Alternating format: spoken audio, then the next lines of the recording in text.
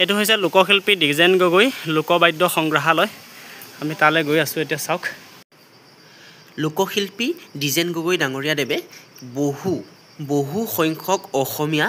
লোকবাদ্য বজাবলৈ জানিছিল যিবোৰ লোকশিল্পীৰ আৰ্হিত তেখেতে নিৰ্মাণ কৰিবলৈও জানিছিল তেখেতক লোকশিল্পী বুলি কোৱা হয় আৰু এইটো হৈছে তেখেতৰে সংগ্ৰহালয় লোকশিল্পী দ্বিজেন গগৈ ডাঙৰীয়াৰ জৰিয়তে এই সংগ্ৰহালয়টোত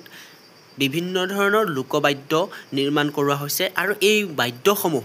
ইয়াতে এগৰাকী ব্যক্তি আছে তেওঁৰ নাম হৈছে দিব্য ডেকা তেখেতে এই লোকবাদ্যসমূহ আপোনালোকক দেখুৱাই দিছোঁ চাওক এইবোৰ তেওঁ বজাব জানে আপোনালোকে চাওকচোন তেখেতে বজাই যাব লোকবাদ্যসমূহ আপোনালোকে চাওক